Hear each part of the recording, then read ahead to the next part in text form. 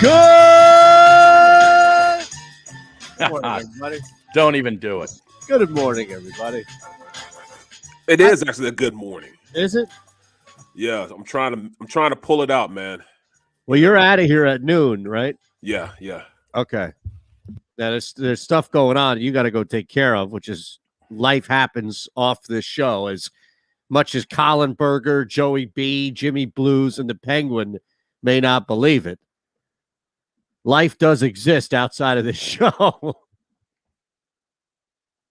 right. We had a Philadelphia Eagles game on Sunday that went down to the wire. Not through the wire, but went down to the wire. We had drama. Yes. Yeah. We had drama, high noon drama, dare I say. Although technically the game was at 4:00. And it fell all the way down to the end. One final drive. And look, I don't think that there's any type of moral victory, any of that other stuff. No. Right? But here's what I'll say. Very pleased with what the offense did. I am through the roof disgusted with what Jonathan Gannon has allowed himself to become. And I'll just leave it at that. Well, I hate what he chooses to be each and every week, okay? Yeah. I hate it. Well, yeah, okay. I'm somewhat pleased with some of the performance of the offense, but it wasn't by design. Because they came out in their first couple of possessions and were in shotgun, determined to throw the football. And only when that didn't work in their first two possessions did they start to run the ball. And that's when they started to move the ball, gain first downs, and score points. So to me, the idea of this game was to revert back to what they had been. And by accident, they realized, during the game, hey, this ain't working. We got to shift again. It's not what they want to do, and it pisses me off. Well, your purpose is to win the game. And like I can't say it enough. And people say, well, might say I repeat myself. But anytime you have a left tackle that's 6'8", 380 pounds, a left guard that's 6'6", 360 pounds. Damn it, if you're not running the ball, you're doing your team an awful injustice. Just run to the left side. That's all you have to do. Run to the left side. And oh, by the way, that right tackle's pretty good also. The center is pretty good also. So why keep bumping your head against the wall? Well, I understand ownership has their hands in there, digging around, fidgeting around. Get the hell out of here. Let's go who wins games. I don't need Tom Terrific back there. They ran the ball 39 times. What are you guys all upset? I know, but that wasn't the design in the first two possessions. They happened into that because they had to. You could tell what the game plan is by what they're doing in their first couple of plays. They wanted to run shotgun and throw the ball. Those things go to shit all the time. Look what happened against the Raiders. They came out with a great game plan, and we killed them for going away from what works. In this place, they came out with something that didn't work. And then they stuck with something that did work. That's but that's no better. Yes, it is. It is better. It's better by 1,000,000 times over. No, it isn't. They should have started with that. They knew that this Chargers team was vulnerable to the run. Oh, come on. They keep wanting to try to pound a square peg into a round hole. They threw 17 times. You guys are upset over a guy who threw 17 times, and they ran 39 times after running, 46 times against Detroit. Here's where I think I differ with you two, and I'm pretty surprised at this, to be honest with you. If you look at the box score from this week and last week, it's the exact same.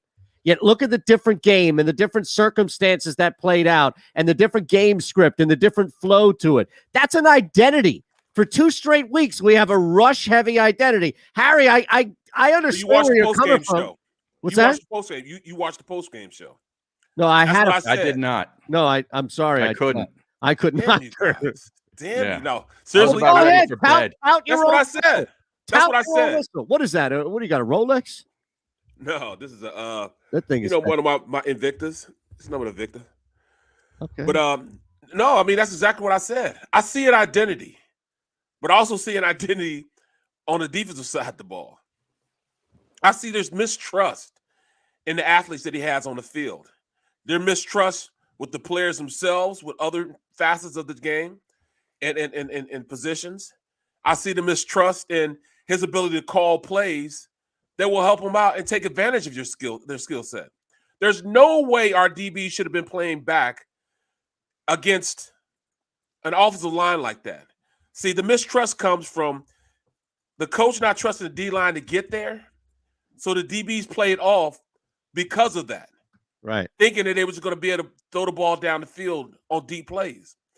If they'd have trusted the fact that they could go in and play tight on those wide receivers, who were big wide receivers, who aren't necessarily guys that are speed guys, get up there in their face, reroute them a little bit. Make that hesitation be there to give them just that much more time to get to the quarterback. But what do? They play off. And that's what my baritone is going to be about this week. The mere fact that they played off instead of, getting uptight on those wide receivers. That's crazy, man. Utterly ridiculous. I don't understand this game plan that he's trying to do. Nick Sirianni need to stay his ass from over the offensive side of the ball and be on the defensive side of the ball the entire week this week. Can we all agree on that, though, at the very least? I know we have a disagreement, which I love, don't get me wrong. But is there anybody that's left that's going to defend Jonathan Gannon out there? Is there anybody in this city that could possibly come to the table and defend what we keep seeing? What now, the fifth guy to throw over 75? I mean, it's, the Chargers chose not to kick a couple of field goals. They went for it on fourth down because that's the identity of that coach. He does this a lot, apparently. Yes. But they were just like, they didn't even use their punter again. Like, this has happened to the Eagles multiple times this season, I believe, where the punter on the other team doesn't even play. It's unbelievable how bad this defense is. I didn't even realize that. Yeah. Are you serious, Harry? Yeah, they turned it over on downs twice. Where they could have kicked field goals. They could have kicked. Oh, no, I remember that. But the punter didn't even punt. No, the punter didn't even play. He could have been deactivated for all they care. Gave him the night off. Yeah, they chose not to kick a 19-yard field goal on their first possession.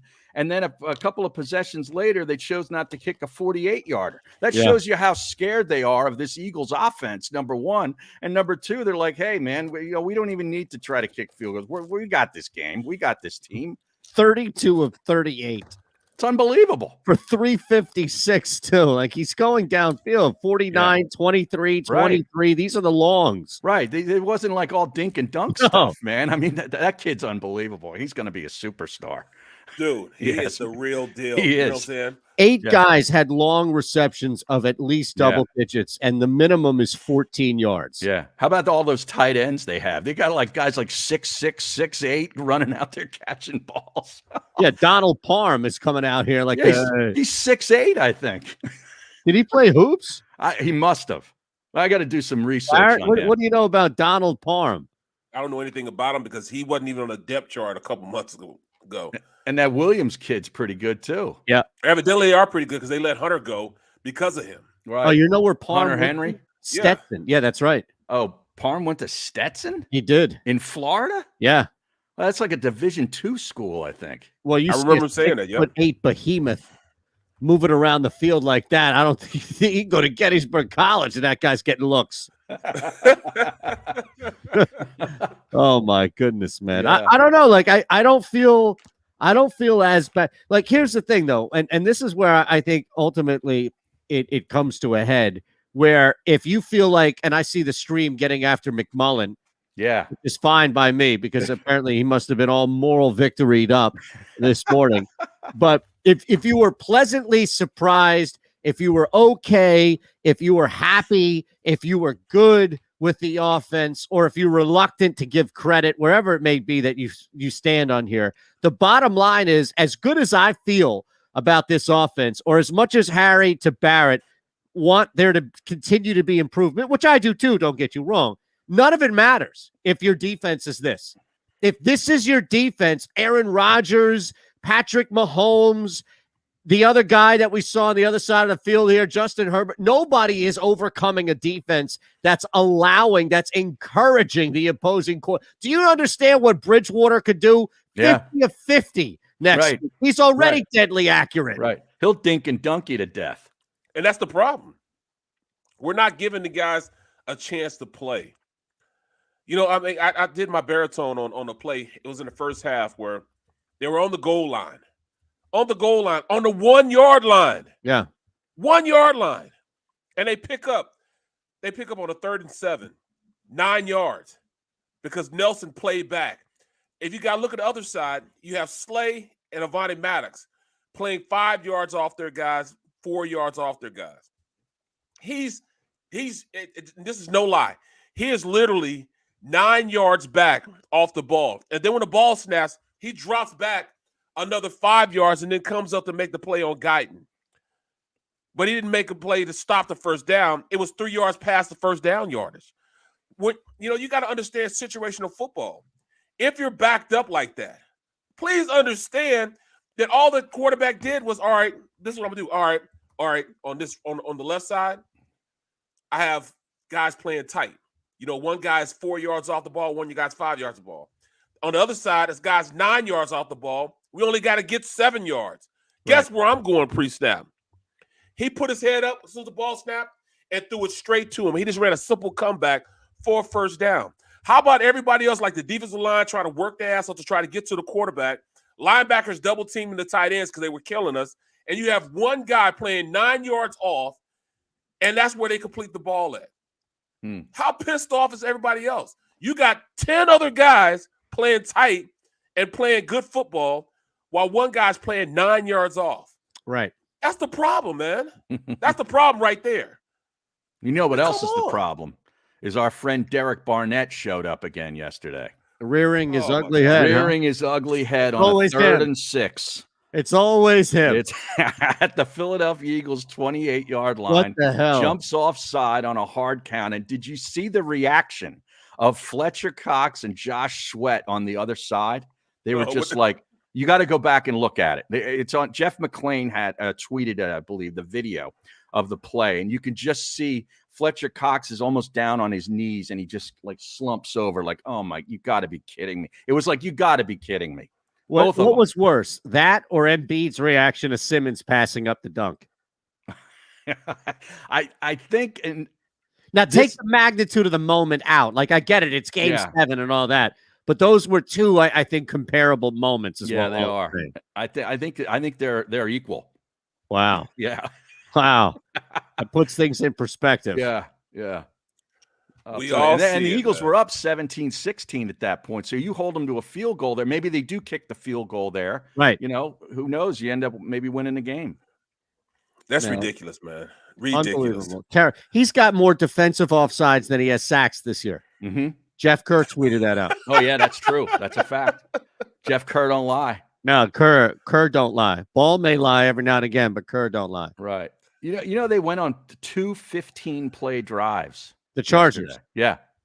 Well, they went from the 1 to 1. They went to the 1 yard line. And one ended up in no points because they went for it at 4th and goal and didn't get in, to the Eagles' credit.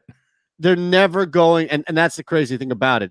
They're never really going to be able to stop teams consistently throughout a game when you're allowing that quarterback, whoever it is, to throw the ball. And think about it. You grind the clock down, keeping the ball in play.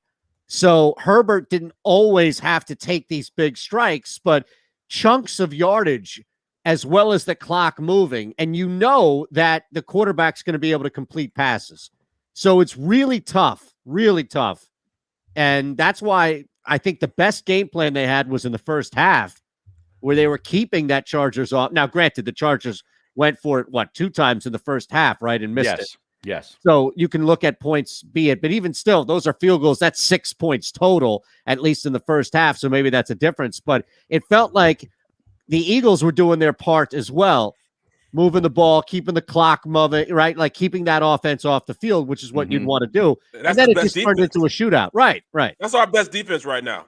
Yeah. It's to run the rock, keep their offense off the field. Yeah. That's the only way we can. Now, you look at the quarterbacks that they have coming up. You mentioned Teddy Bridgewater. How about the win they got on the road against Dallas as a 10-point underdog? Yeah. They beat the I didn't get to watch any of that game, really, because I was doing a show at the time. But I keep seeing the score, and I'm like, what is Dak doing? Like, were you able to watch any of it? I mean, was he just off all day or what? No, Denver just out physical them. Yeah, they were all in space. Yeah. They They really just were just. I mean, there was a lot of times where Dak would overthrow guys, or guys would just drop balls. It just didn't seem like they were totally into the game. They were just not in sync at all. Like they would just sleepwalk. Oh, we'll beat this Denver team, no problem. Right. You know, we're 10-point favorites. We'll walk all over them. Didn't that line go from like 7 earlier in the week to 10, Eytan, by game time? I got it at 10. I didn't even realize this. I think it opened up at 10 because I got it last Sunday. I saw something pop into my account after the game. I was like, what happened here? And I looked all the way back. I must have got in last Sunday when the line first opened up, but it was 10 and a half. And then it dipped all the way down to 9. So I think it might have dropped. I don't think any lower than 9. But a lot of money was going on Denver, and then it moved back Denver? up. And that, but it was just a blind, like last Sunday. I just placed and that would have all been any movement like that would have been that maybe Dak wasn't going to play, and then he was going to play. It had nothing to do with Von Miller being traded. Trust me. No. I would have thought Denver that was taking a lot of money. Yeah, no, a lot of money. So they have Teddy covers next week on the road. And then they get Simeon. They get a little break there. Then they get Daniel Jones twice over the next couple of weeks. They get Heineke twice over the next couple of weeks.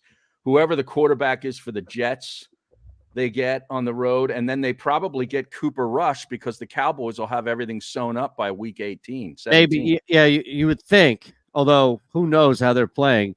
I'll tell you, the Giants have now become a much more difficult team to beat from the Philadelphia Eagles standpoint because the problem is that Daniel Jones sucks when you put pressure on him, but anybody in the NFL Cooper Rush can complete passes when there's nobody in front of him. Well, guess what the Eagles are going to do? Yeah. They're going to allow Daniel Jones.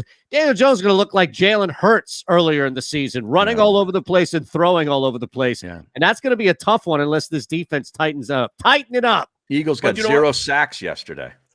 Come on, Barrett. 0 sacks. And that's the problem because they have the personnel to play more aggressive. Right. They have the personnel. For the first time in a long time, they have DBs that can cover. Legitimate DBs that can cover. And we don't use them. We don't use them. It's so asinine, man. It really pisses me off. Well, then they got the bad break of losing Slay. I mean, that was pretty big. That was huge. Yeah, it was huge. That was huge. Yeah. That was huge. Saquon Barkley's injury status. I'm not sure what it is myself. The stream is wanting to know. Oh, no. How long is Saquon Barkley out? We got to figure this out. Because how did you catch any of that Saints game yesterday? I mean, that was an awful football game. Yeah, I was on earlier, so I had to watch that crap. They play Atlanta? Yeah, they lost. Awful. No, they lost. No, it was a terrible game. They were up, and then Patterson had a hell of a catch. Yeah. Right down the sideline. Couple of crazy finishes. Did you see that one? And then also, how about that Ravens-Vikings game? Ravens-Vikings game was nuts. Yeah. Unbelievable. So I'm riding the Ravens -5. I thought that was absolutely torched. Here comes Lamar, like the 50-1 long shot, and down the stretch they come. Lamar Jackson and this offense come firing back. They tie it. They take the lead. They're up by a touchdown. I'm thinking, okay, just exhale for a second. And then I'm reminded that the Vikings are going up against the league worst passing defense in the Ravens. So they march down the field like it's nothing, tie the game up. It goes to overtime. I'm still good because they don't kick the extra point, but the 6 is going to cover my 5-point ticket. And, of course, these crumbs, absolutely crumbs, kick the field goal to win the game. It's looking like maybe Barkley may return after their bye week. They're on the bye week this week, and then they come back and face Tampa. So Barkley may be available then. Yeah, Barkley hasn't even – like, here's the thing. Devontae Booker ran for a pretty good game yesterday. Like, Barkley's better than Devontae Booker, but the Giants' run game hasn't really suffered a ton. Mm-hmm. Bro, I can't even look forward to you. I'm not going to do it to myself. Because I caught myself early, Barkley got me all hype up. I'm listening to him, talking about playoff. I shouldn't even listen to that junk. Oh my God! I would have shut that down immediately. Yeah, seriously.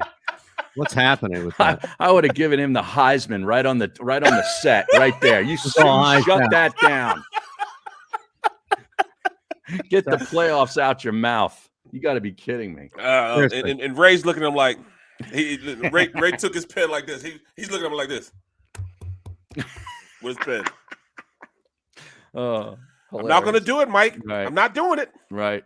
We are not talking about playoffs. I'm not going to do it. And how about Buffalo laying an egg? That was Jacksonville. That was really bad. That was kind of a crazy ending too. Yesterday was, if anybody was betting live, then you probably cleaned up, because a lot of these games just stayed the course throughout, and that game was one of them where you just thought to yourself, at some point Buffalo is going to pull away here, and then it just got tighter and tighter and tighter. Josh, I mean, that team was just so disinterested, but at the same time, they lost. You can't take anything away from Jacksonville. You know, Buffalo's been starting out slow in the last couple of weeks, and they never got it going yesterday. Their offense is kind of sputtering a little bit here. Yeah, they never got anything going, which is crazy, because you look at a couple of these guys, like Diggs didn't have a terrible game, right? It's just turnovers. Josh Allen turned the ball over. Yeah. Well, you know, you look at not just NFL, but college was the same way. Like I'm sitting back looking at Michigan State game. Yeah. I'm like, all right, Purdue's, they're just, playing well just right now. All right, eventually, Michigan State's going to start running a rock. Things are going to start, falling. Well, he ran it for $148 and had a touchdown. He ran it well. But they couldn't stop anybody then after that. No.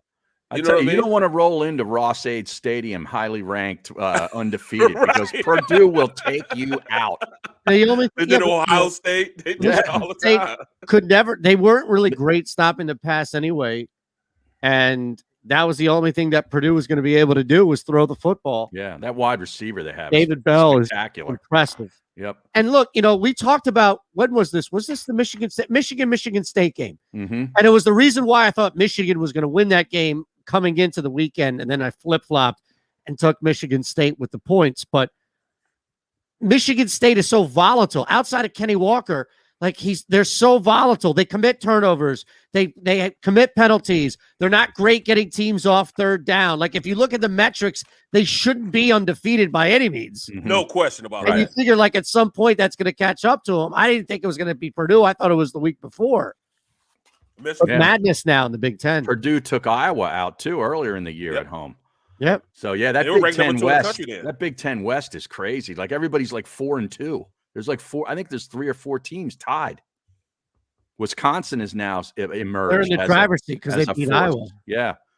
Now, Joey B's got some good information for Eagles fans traveling to Denver. Oh, yeah. Is that right? Okay. He says, do not, in all caps, rent a car. Take the train or Uber to your hotel, and the stadium is a short walk from downtown. Save the money on the rental car. Don't do it. How much is a rental car anyway, though? I don't know. I have no idea. I had to rent a car. It cost me $70 a day. $70 a day, yeah. Okay.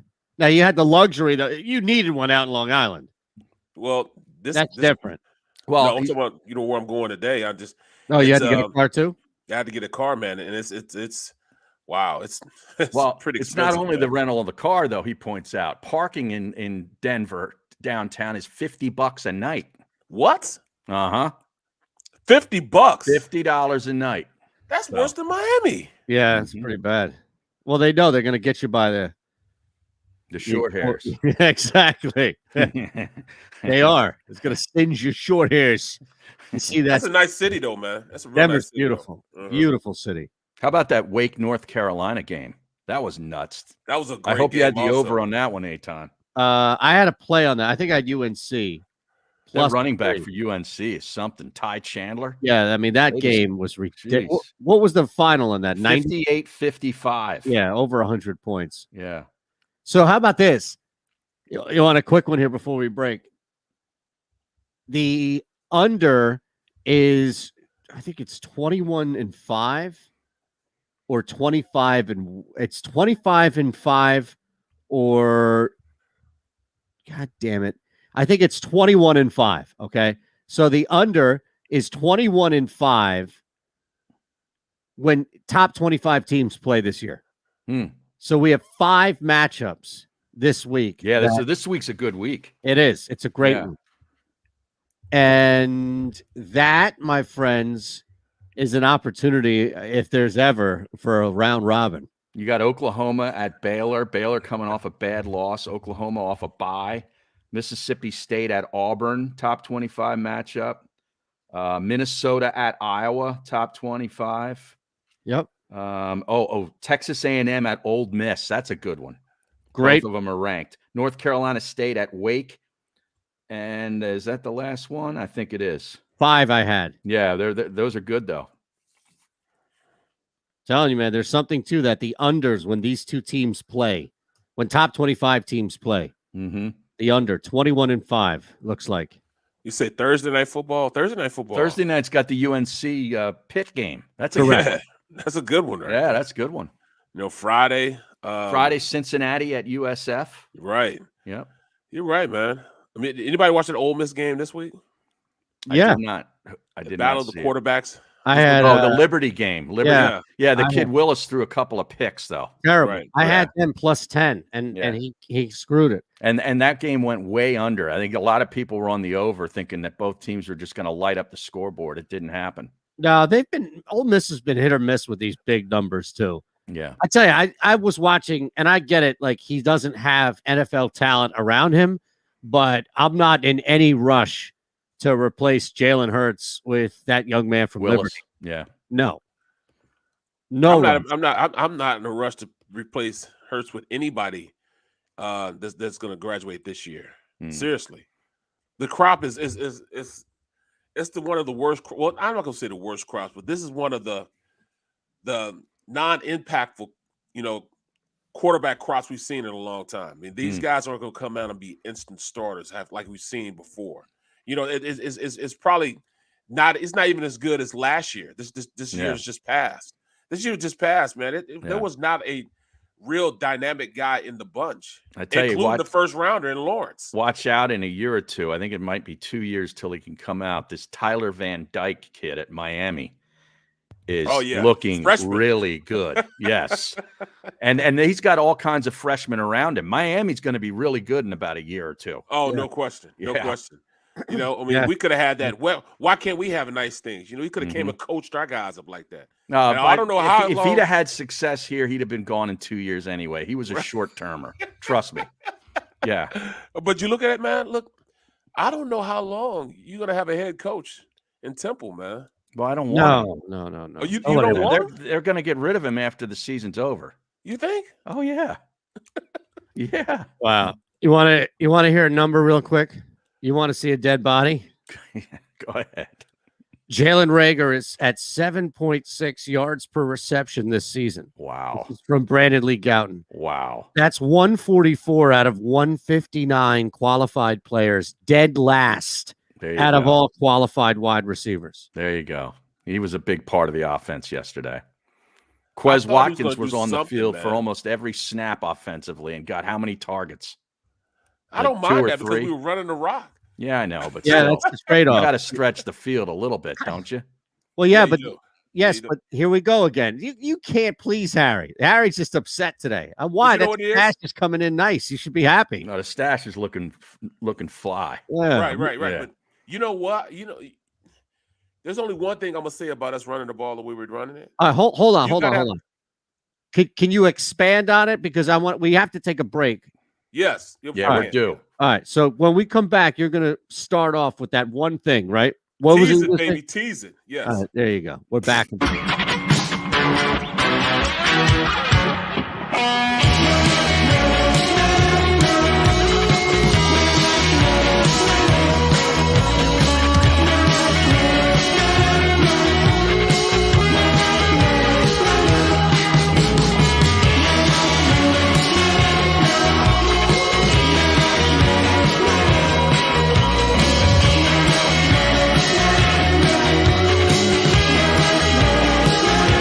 At Stateside Vodka, every new customer gets the world's best rocks glass, free.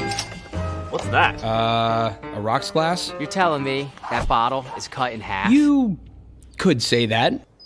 Holy shit. And you're telling me I can get one of these glasses for free? That's right. One free rocks glass per customer with each first-time purchase of Stateside Vodka. So good, it just disappears.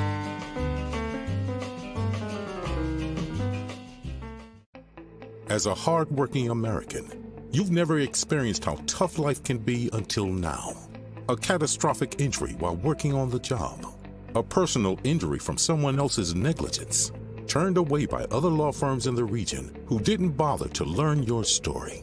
It's time to meet the Fritz & Bianculli Law Firm and managing partner Brian Fritz. Badly injured?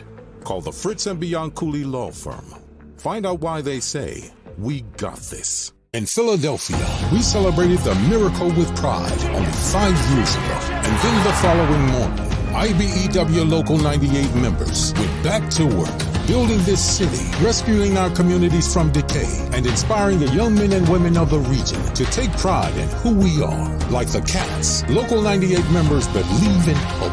John Doherty, business manager of Local 98, says it this way: the best way not to forget where you come from is to never leave.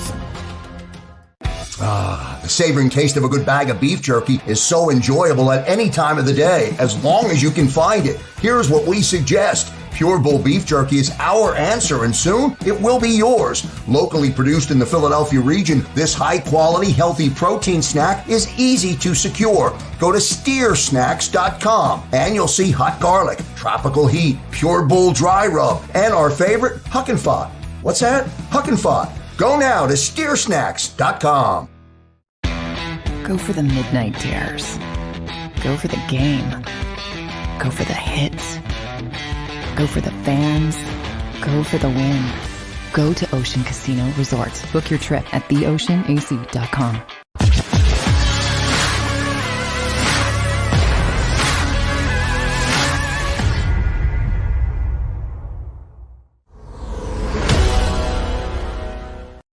Oh, yeah. Now, you remember the lyrics of this song? You see this new thing that came out from Shams? Sharana. No, Sharania? I didn't see this just in the last couple minutes. Yeah, not Sharona. No. That was a great hit by the Knack. Sharona. Great song, man. What else did they have? Oh, wait, who was it? The Knack. Yeah, what else did they have? They had a couple other hits. Give me your top 5 Knack hits. Go ahead. I don't know if they had 5. Can you build a Mount Rushmore? Can we go 4? Yeah, could you go top 3? Top 3 at 3. You know, that we do it every day at 3 o'clock. It's the top 3 at 3. Yeah. Top 3 at 3. Where are we going? Daryl Morey, apparently, and this is the latest, according to The Athletic, Ben Simmons has provided the Sixers with the names of each of his mental health professionals. The franchise has sought further details, but Simmons must consent due to patient confidentiality. We'll get into this a little deeper because there's something else going on to it, but Barrett teased something that we have to reward now that we're back. Yeah, that's the run game. Well, you look at the run game, man. I'm loving the fact that we're running the ball. We're imposing our will on the offense. We're running and dictating what we want to do on offense. And we hadn't done that the entire season. But we're now doing that. We're running the rock and passing when we want to do it, not when they're saying we need to do it. So that's great. But you didn't have to take the next progression as far as how you run this offense. Mm-hmm. Like they ran a lot of 13 personnel, 1 running back, 3 tight ends. Well, in that 1 running back, 3 tight end offense, you got to have a play action pass to come off of that. Exactly. And this is where you can get Dallas Goedert open. You can get Tyree Jackson. How about that? Buffalo quarterback. He had now a couple tight snaps end. yesterday. Yes. Yeah. How about we put him in a position where he's one-on-one against a safety or a cornerback when you're running play action? That's what you want. So we need to take that next step in the progression of becoming a dominant offense with the tight ends, with play action. Move the pocket a little bit. Get Jaylen Hertz out on the corner on a boots. We didn't run any boots, no waggles. Well, the roots of like that offense haven't been established yet, Barrett. They're still in seed form.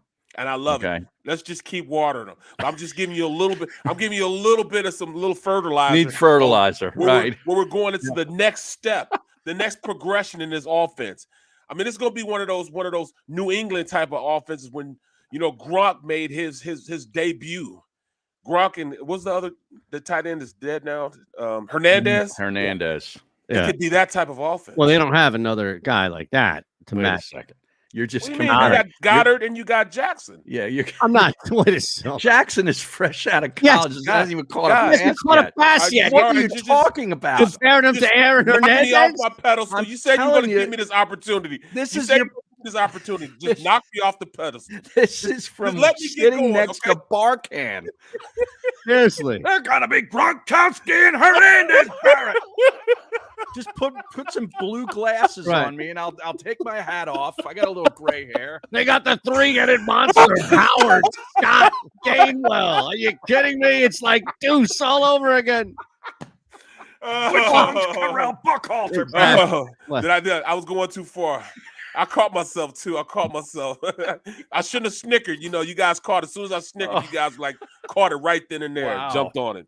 I don't know. I think this was a day where this offense was the way in which they played. They were good enough to win this game. I don't know how you could look at the defense. Harry mentioned it. How many minutes were taken off of the clock in two of those drives? 10 minutes? I don't have the minutes, but I'm sure. I mean, they outpossessed them 33-27, but they had two 15-play drives. One resulted in a score. They had another 10-play drive and a 9-play drive as well to go with it. It's ridiculous. No punts. It's ridiculous. Yeah. That defense. Here's the thing. Maybe it's just a week, and I'll concede that it's just a week. But it's a volatile thing that moves up and down, I think, more so for the offense than it does the defense. But for 2 straight weeks, and yes, Harry brought up a reason why, so there's always a why to it, I get it. But for 2 straight weeks, we've seen consistency, and we've seen either a planned or a reacting commitment to the run. On defense, it took this guy 1 week to go back to his true colors on defense, which is to allow everything in front of him to happen. Like, I'm not in fire Sirianni mode. I'm not in replace Jaylen Hertz mode. But how can anybody look at this team and not want Jonathan Gannon out right now today? I know. Gannon's going to get sacrificed. He's got to be, though. We all see it. We all see it. By the way, they're going to bring in an older, more settled coach that let this this head coach slash guy that's going to call the offense, but he's not the offensive coordinator. Run things on that side of the ball and just leave this guy over here. I mean, that's what you do with young teams. That's what you do with young head coaches. Maybe you allow them to go do their thing where they do their thing yet, and then you have a guy over here that can run the offense. Run the defense. Barrett, I think you actually have shed some light on what happened because the assumption. Wade Phillips, yep. Right, but here's the thing: it's not even Wade or anybody else out there. They had that in house. I think their honest plan was once they realized Doug Peterson ain't coming back. The guy tanked the exit interview. Jeffrey Lurie said, "All right, take this rough draft." Go home, come back with a final draft, and Doug didn't even touch it. Like, he came back with the same list of coaches that he wanted. He was out. And what did they do? They went back to Jim Schwartz, and they gave him, or at least they tried to give him, more money. And in that case, they knew they were going to bring in somebody like Sirianni, where they say, all right, you just take care of the defense. It's your side. You don't have to worry about anybody stepping or encroaching over you. So I think they tried to do that. But Schwartz was like, no, I'm not doing that. I'd rather How retire. long ago was he gone after that? They fired Doug. I don't know. I'm not sure. A couple of Not days, long. probably. Not long at all. Was it before or after Doug? No. But here's the thing. The meeting in which it was Doug's fate was sealed happened before the news comes out with anybody. Like, that was the exit interview where Jeffrey Lurie goes back and was like, that's it, where he wanted the new list of coaches. And Peterson gave him the same exact list. So the plan was to always bring Jim Schwartz back with more money and have him control the defense, but not be the head coach, because they didn't offer him the head coach job. They just offered him a bump in pay to be the DC. Right. So they weren't going to bring in Bill Cowher with Jim Schwartz already running the defense and full autonomy on defense, is my point. It would have to be somebody similar to Nick Sirianni. So I think they were preparing for what you're saying. And because for whatever reason, we've wasted a year on defense. At the very least, we've wasted a year on defense. Schwartz issued his statement that he wasn't coming back on January the 7th, and Peterson was fired on January the 11th. See, yeah, but that meeting though happened before Schwartz's statement. No, I'm just giving you the exact days when each guy was out. Well, you know what? I get that. You're right, but I thought that, you know, in all actuality, they fired Doug because of Carson. Right. Carson wanted Doug out of there. He didn't like Doug. They weren't getting along. They weren't speaking to each other. So they fired him. So then they go fire, you know, a knee-jerk reaction. They go hire Sirianni, thinking, all right, we're going to get, you know, a disciple of the offensive coordinator that he loved so much. You know, Frank Reich's one of his disciples. I'm going to bring him in, and he's going to make everything right. Carson's going to want to stay here because, you know, he's got a guy that's just like Frank Reich. And what happens? He ends up leaving anyways. Right. They trade him anyways. Correct. Because so all Indy this had stuff is like Indy had a 40-year-old quarterback that was retiring, and Carson just so happens the here. openings up. What? Nobody wanted any part of here. Doug tanked the interview. Jim Schwartz turned down more money. Carson was appeased, or at least appealed to, as Barrett said, laid out that they fired the guy that they weren't talking to, and Carson still said no. We talked to Rob Motti that whole summer. I'm out. Yeah. Yeah. Everybody wanted out of here. See? Well, here's the thing. How do you bring in somebody better than Gannon?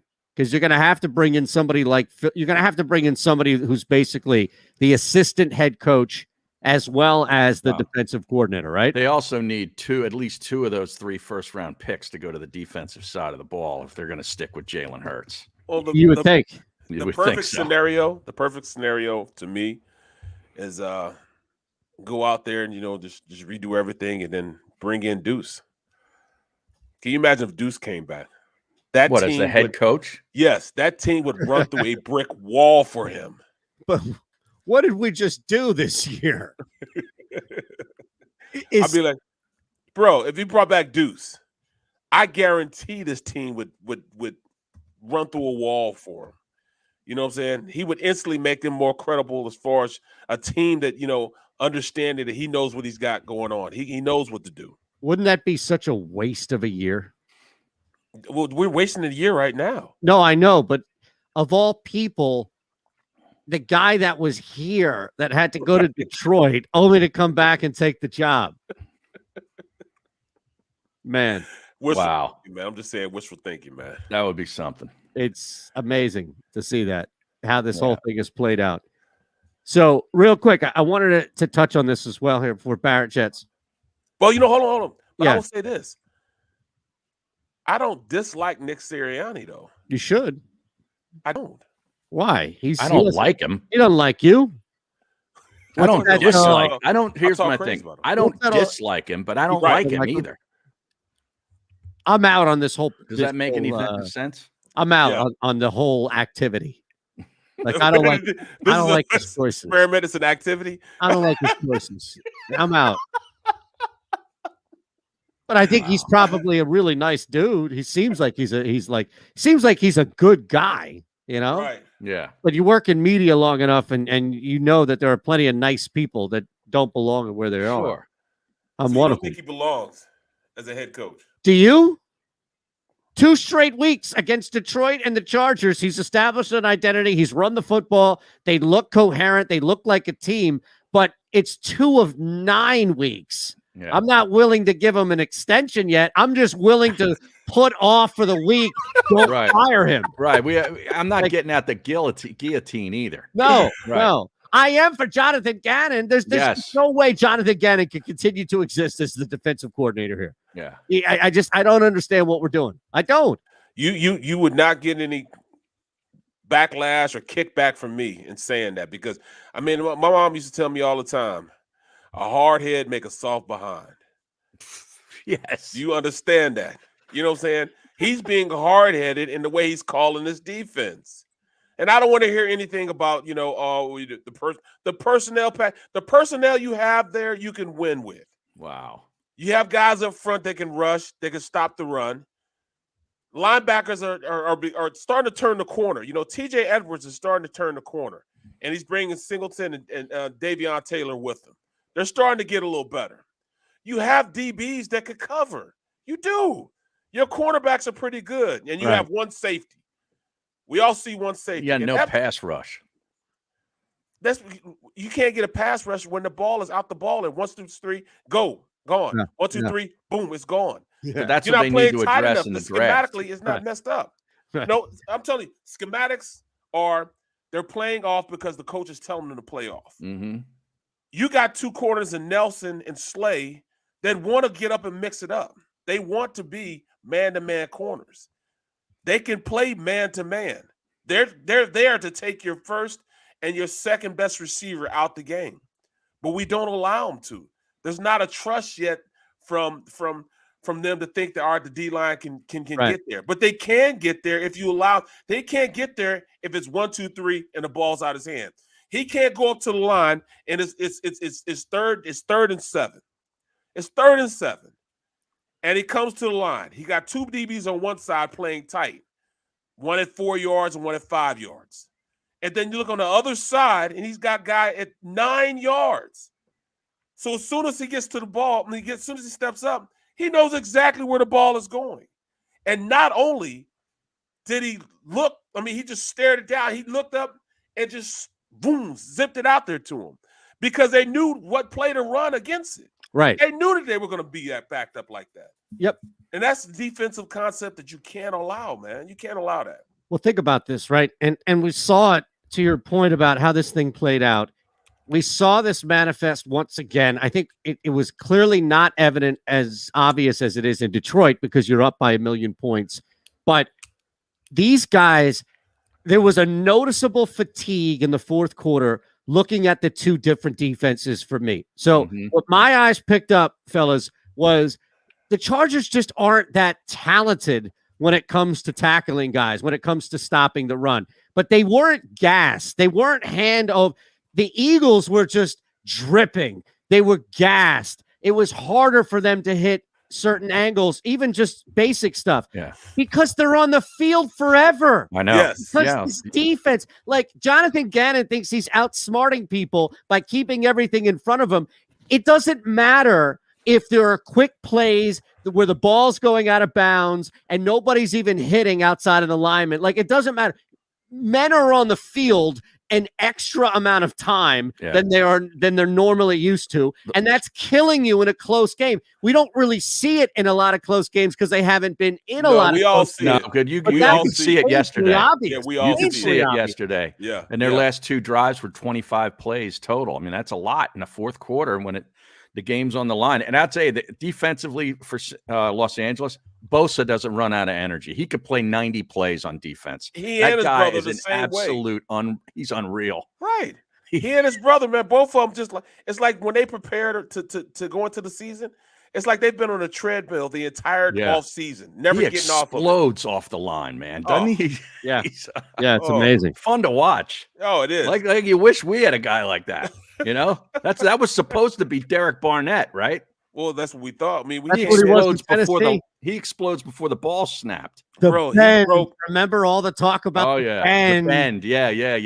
He broke. All I heard was he broke Reggie White's sack. Yeah, Reggie. Tennessee. Right. Come on, man. Yeah. I mean, he was NFL ready. He was working out with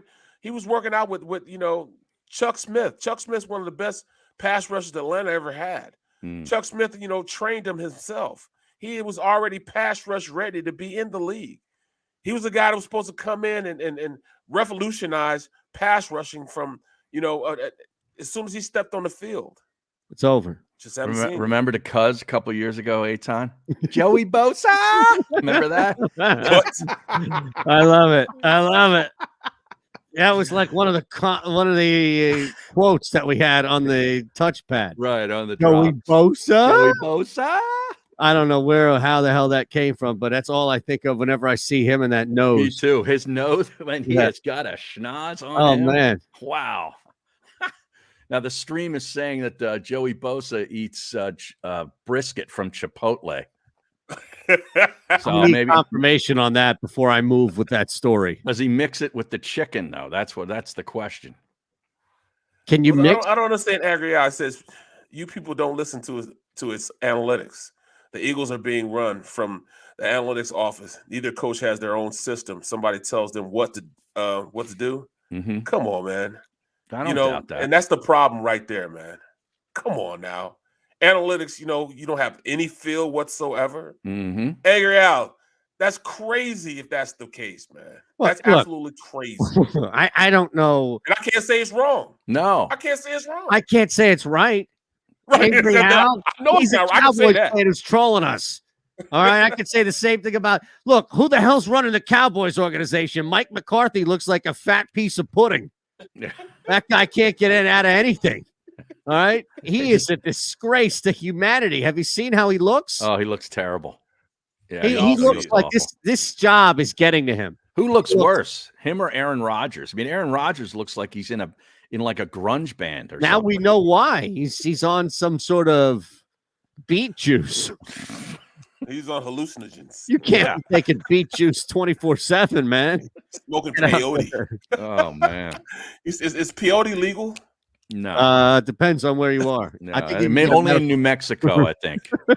You could get a medical card. Except don't be handling guns on a movie set with Alec Baldwin when you're on peyote in New Mexico. Was that bad things? Somebody on peyote? Do we know that? No, we don't. Oh, okay. No. Peyote. That has not been confirmed. I'm just curious. Deshaun Jackson says he's going to the Raiders. Yeah, he is going to the Raiders. Yeah.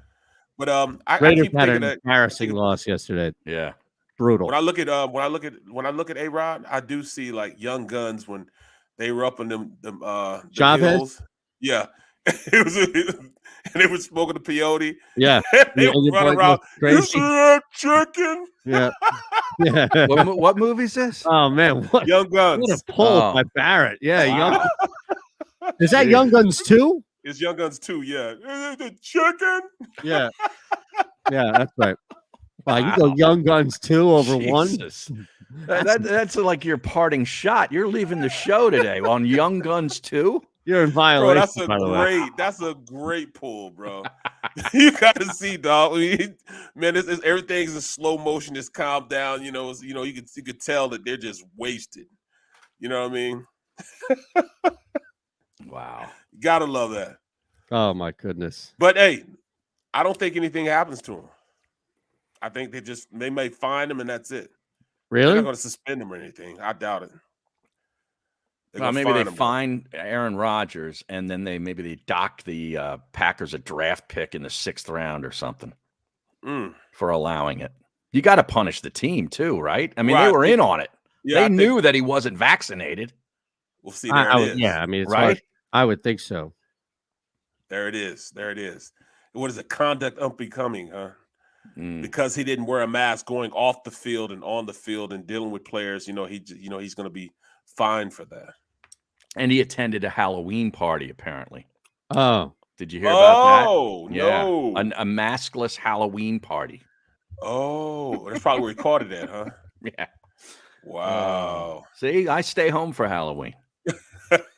Yeah, once you pass that phase of going to adult parties, meaning like just parties with adults to see that level of costume. Once you're past that, there's no reason to go out. No reason. No, None unless you're out there whatsoever. binging on people's food and candy. Well, hey, Doing that creep show in a corner. At the end of the day, if you don't have any kids that are of age to trick or treat, you don't need. It's just a regular day. Exactly. It's just a regular day. You know what I'm saying? So just another day. Right. That's all it is. You remember that? No. Yep. In the neighborhood. That's Queen Latifah. That's before she had fame as the, what is she? The extinguisher? The exterminator? Is it the exterminator? The equalizer. Equalizer. Equalizer. Jeez. Not the equalizer. I thought it was the they caught me exterminator. Super Bowl day. Yeah. I was all infused. How dare you? All right, real quick before you get out of here, something to think about. This is according to The Athletic. The Boston Celtics have engaged in conversations with the Sixers revolving around Simmons, expressed interest in the 6'11" guard, sources tell The Athletic. Wow. Talks have been fluid With no traction as of yet, those sources say, any potential Simmons deal with the Celtics would have to include all-star forward Jaylen Brown and ascending talent who is in the midst of another career season, averaging 25.5, 6, and 2.5 assists. And that's Shams saying that? Yes. Wow. Look, if they got Jaylen Brown back, then all this is it's over. Let's go. Yeah, absolutely. He's having a great season. Yeah. So now, granted, they're extremely top heavy. Absolutely ridiculously top heavy. So Jaylen Brown's productivity has gone up as a result of it. It's basically him and Jason Tatum. Yeah, they don't play defense either up there. Not great. Awesome. No, Yeah. not great. But look, it's not his fault per se. But you have somebody automatically who can step in on the wing and get you 20 to 28 a night. This Like, is true, man. automatic. Don't get me all hyped up, Mo. I'm not getting hyped up for it. I'm just giving you the report. That's huge, man. That is huge. All right, I got the second best Knack song. What's the second best? It was on the same album that came out, Get the Knack with My Sharona. Good Girls Don't. Do you remember that one? Because I do. That was that was another hit. No, just Good Girls Don't. Good Girls Don't, yeah. How does it go? I'll do the song for you and you sing it. Yeah. How does it go? I'm not singing it. Go play it on YouTube during the Do you know, break. though? I Do you wish know we how- could play it. Yeah, I can hear it in my head. Okay. Because I remember it being a hit. I was in 9th grade when this came out. Just give us a little bit. Hit that thumbs up button for Harry. All right, we are 21 likes. If we can get to 100 likes, then Harry's going to sing that song for us. All right? How about that? We get to 100 likes. God. Smash away. We have over 100 people watching. You get to 100 likes, Harry's going to sing that song. Yeah. What is this? QVC? Is this what you do on QVC? Oh, I'm going to shave my arm regardless on QVC. There's no My reason. arm. If we can get 100 of these shavers sold in the next 5 minutes, I No, will that's- shave my rear end. No, that's not QV. That's like the guys who sell. That's the hard sell guys who sell like the sports memorabilia. Oh. Hey, we get one more of these. I'm going to pump up this Michael Jordan one here for you right now. We're going to do it here for you right now. Like, buy. You know, you have to do it. You have to do it. Oh, like Anthony Cumia used to imitate that guy, the guy that sold the baseball cards late Yes, night. exactly. That I don't know what his name is, but Yeah, that's I'll find it. Sing that song for us, man. How does it go? I Good just know. girls. Right? Yes. Good right. girls. All right, fellas. Oh, here he goes. Now you don't know what's going on tomorrow yet, right? No, I don't. No, I Oh, don't. man. I'm not even gonna lie. This is all up in the air. This is right. Wow. Well, yeah, I may have some news myself. I'm waiting to hear back. Jesus. Well, my wife, I'm trying to get this thing done ahead of time. Oh, Embiid's out, by the way, versus the Knicks. that's tonight, right? Yeah, let's go ahead and play the Knicks, huh? Mm. all right, fellas. Good, bro. All right, All we'll see. right, take it easy. We Barrett. come back. By the way, when we come back, Nick Ferguson is supposed to join us for a little bit. Okay. He had something pretty cool. Look at that, by the way. I tell you, Xander Krause, our executive producer across the board on the JAKIB Media Sports channel here, Wow. on the ball. That was a seamless transition of So background. He already changed the banner. Knicks +1. Do you really need the point? Or you just take him +100 on the money line. I would just take him on the money line. Can you sing that song for us, by the way? I'm gonna listen to it during the break. I'm gonna listen to it during the break. What's the name of that song again? Good girls don't. Yeah. Good girls don't. So Nick is out in Denver. He played in the NFL, of course. He's out doing radio in Denver. So we're going to talk about this game.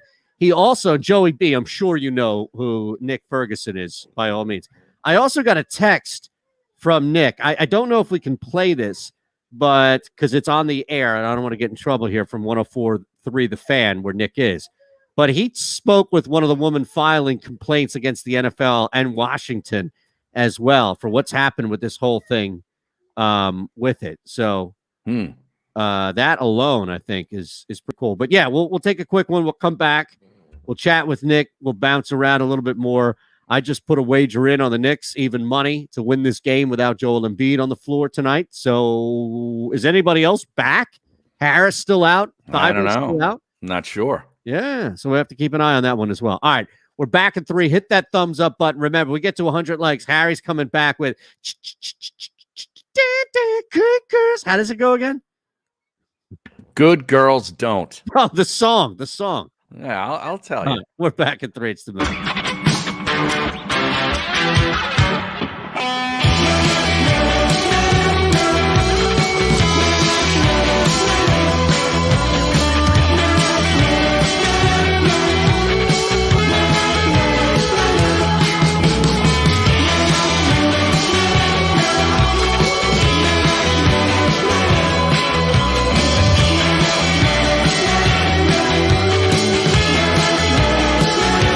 At Stateside Vodka, every new customer gets the world's best rocks glass. Free. What's that? A rocks glass? You're telling me that bottle is cut in half? You could say that. Holy shit. And you're telling me I can get one of these glasses for free? That's right. 1 free rocks glass per customer with each first-time purchase of Stateside Vodka. So good, it just disappears.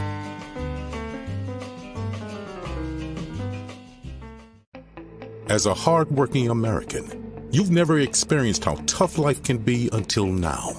A catastrophic injury while working on the job. A personal injury from someone else's negligence. Turned away by other law firms in the region who didn't bother to learn your story. It's time to meet the Fritz & Beyond Cooley Law Firm and managing partner Brian Fritz. Badly injured? Call the Fritz & Beyond Cooley Law Firm. Find out why they say, "We got this." Basketball is part of how we grew up in this city. And every morning, IBEW Local 98 members take their best shot building this city, rescuing our community from decay, and inspiring the young men and women of the region to take pride in who we are, like the Hawks who will never die. Local 98 members love tradition. John Doherty, business manager of Local 98, says it this way: the best way not to forget where you come from is to never leave. The savoring taste of a good bag of beef jerky is so enjoyable at any time of the day, as long as you can find it. Here's what we suggest. Pure Bull beef jerky is our answer, and soon it will be yours. Locally produced in the Philadelphia region, this high-quality, healthy protein snack is easy to secure. Go to steersnacks.com, and you'll see hot garlic, tropical heat, Pure Bull dry rub, and our favorite, Huck and Fod. What's that? Huck and Fod. Go now to steersnacks.com. Go for the midnight dares. Go for the game. Go for the hits. Go for the fans. Go for the win. Go to Ocean Casino Resort. Book your trip at theoceanac.com.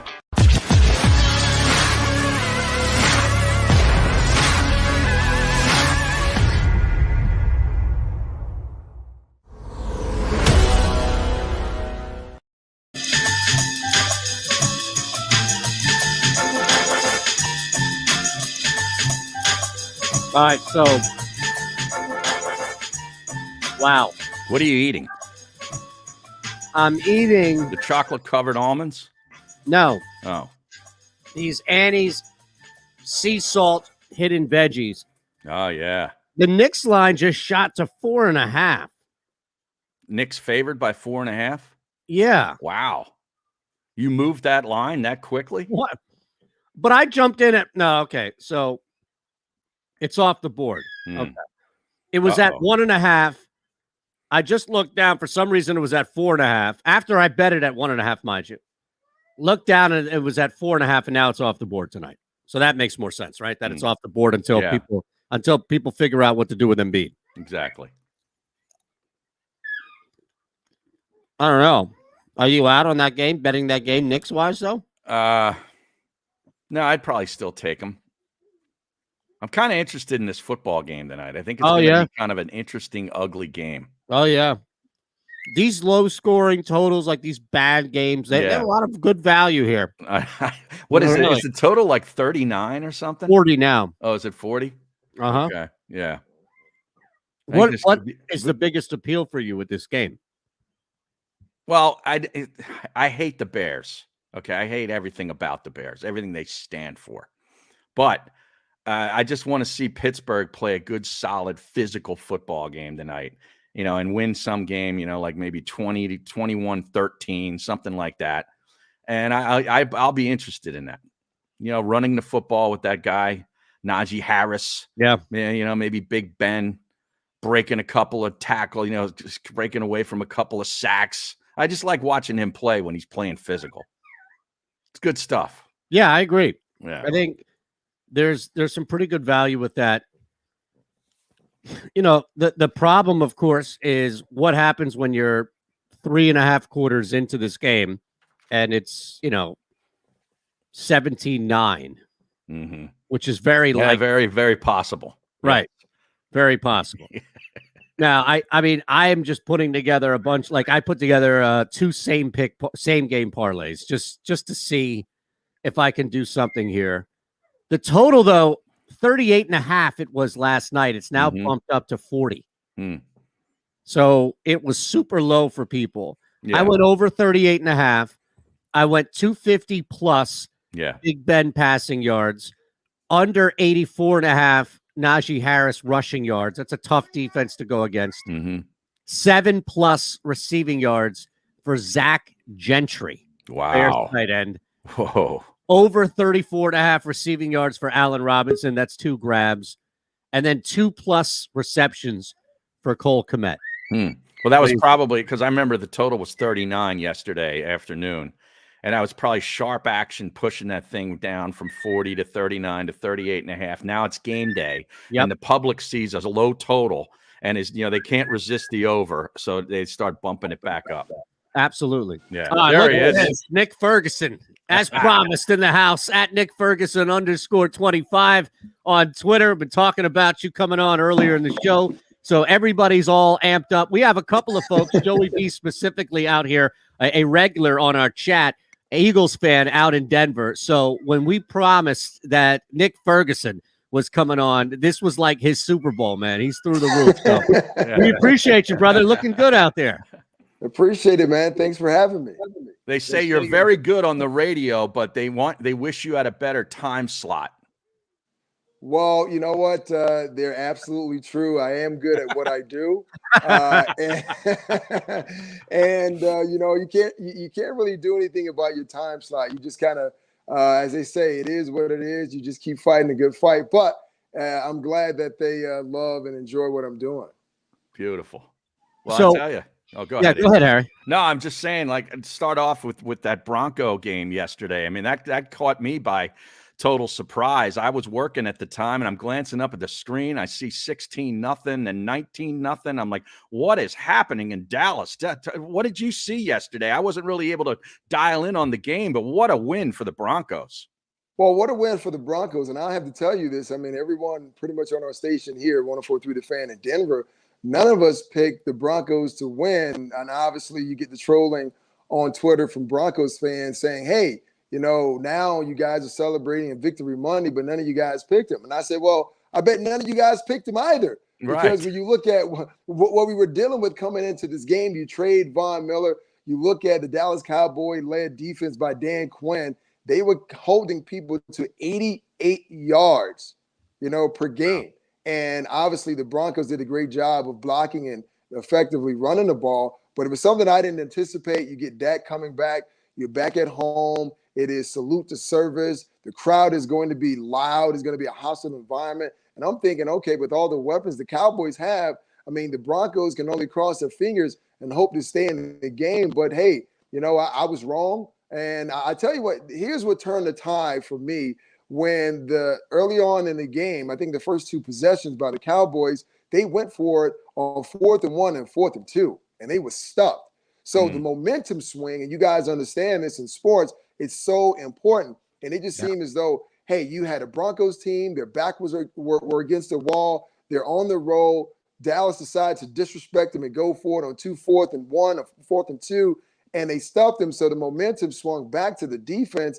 And that was, I guess, the biggest surprise for me, the way the defense played, especially with no Von Miller, and seeing what Cleveland was able to do to them on the ground game. So overall, I mean, it was kind of a shocking game for me, but I'm glad the Broncos were able to pull it out.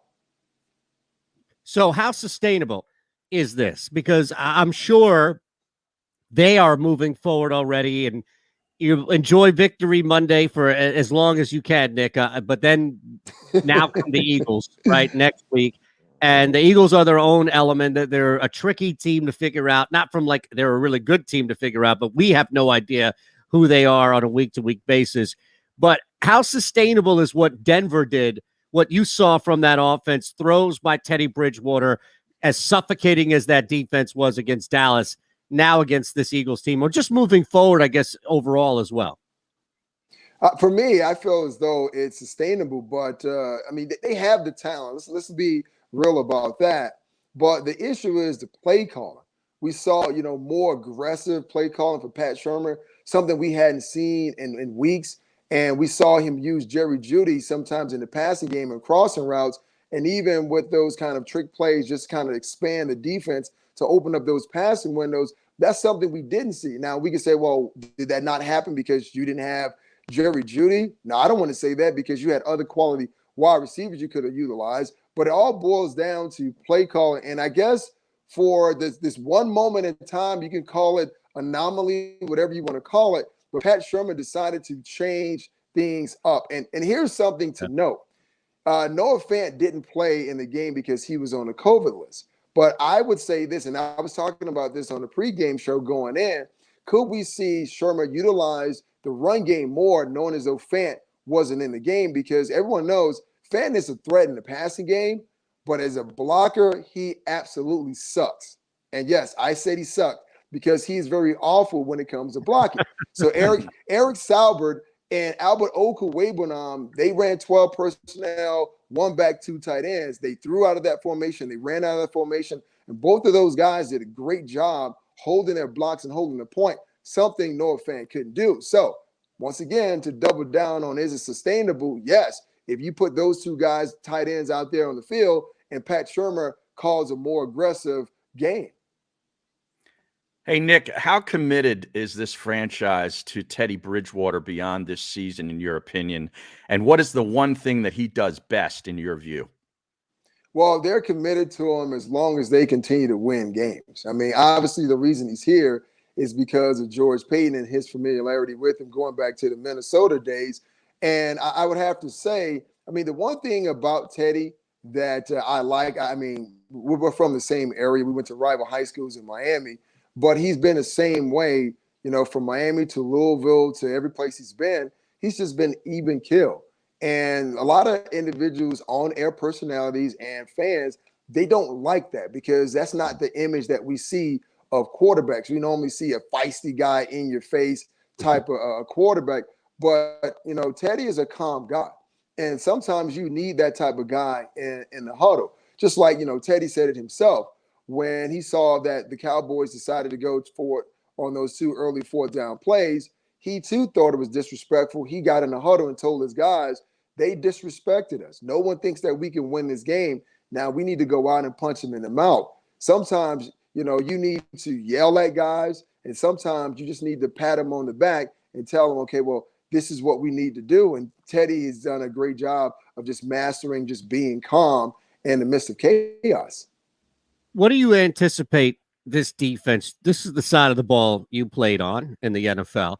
What do you anticipate this defense does to, and it's not even stop or slow down in the traditional sense, because again, Jaylen Hertz, we've seen him throw for 40 times. We've seen him throw for 14 times. There's such a level of volatility of what this offense can do. But we also know that he's the leading rusher and that he's definitely going to be involved heavily in the game plan there. So when you look at any weaknesses that the Denver Broncos defense have, Nick, and then on top of that, the game plan that you anticipate attacking Jaylen Hertz and then that offense secondly. Well, first and foremost, I think Jaylen had 62 yards on the ground against the Chargers. So he's always been a dual threat quarterback since his days at Oklahoma and Alabama. And that's always a threat no matter who you're playing. And I go back to when the Broncos faced Baltimore. They had one of the worst, game strategies I've ever seen. Well, we know Lamar can run the ball, so they try to run this kind of mush rush, and they didn't really put pressure on him and allow him to throw the ball down the field. That is something I hope they learn from and they don't repeat against Jaylen Hertz. And there were several people here when we were thinking about, okay, well, what direction we were going to go at the quarterback position. Jaylen Hertz was out there. The Eagles were trying to figure out their situation. I said, if you want to trade for a guy, Jaylen Hertz would be your guy. I mean, I can't tell you how many people just kind of start throwing rocks at me for saying that, but I respect the game of Jaylen Hertz. And to me, he can definitely hurt you with his arms and his legs. You go back to the game he played against the New Orleans Saints, and no one expected him to win that game and be competitive against those guys, but he was. And if you are, Vic Fangio, you try to keep somewhat of the same game plan. I know Dak is not as athletic as Jaylen, but you definitely want to make sure that your outside linebackers, they put an edge on the defense. And if he's going to run, we're going to force him to the teeth of the defense and run through the A-gaps. That way you can have guys like Kenny Young and Justin Strunard, our linebackers. Now they can pound on him, and you know how it works in this game. Hits on the quarterback are cumulative. So once we get to the fourth quarter, now they're going to stop calling those design quarterback runs. So you try to make him a pocket passer, and that's easier said than done, because he can, believe it or not, and you guys have seen it, he can make throws from the pocket. Now, here's the problem for the Eagles. For me, you guys don't really have a lot of outside weapons. You got Devontae Smith, and you got, your linebacker, Goddard. But other than that, I mean, who do you have that I would look at as a defensive coach and say, well, that's a big threat for me? Now, your threat comes in the backfield with Howard and Boston Scott. Now, if they can get these guys out on the perimeter and get them matched up with the linebackers, that's where you can take advantage of the Broncos defense. How was the Von Miller trade received out there? I thought it was a great trade for Denver with 2 second-day picks in the draft. George Payton, I thought it did a really good job. What's the thought process out there right now? Well, it's been a week. Everything is kind of, settling down just a little. But when it first happened, there were people on both sides of the fence. There were people who were sad to see him go. He spent 11 years here. He was by far John Elway's best draft pick ever, right? Hands down. And there were other people who were like, well, Vaughn has kind of lost a step. He's not the same player. He's hurt. So go ahead and trade him. And, once you reach 27 years of age in professional football, it almost seems like you're in your 50s or 60s, because it's like dog years. But, I never looked at Vaughn as being a guy who was kind of deteriorating. I just look at a guy whose body was breaking down because the Broncos didn't effectively, under John Elway, get someone to play opposite him, because Bradley Chubb was supposed to be that guy, but both he and Bradley Chubb only played one season together.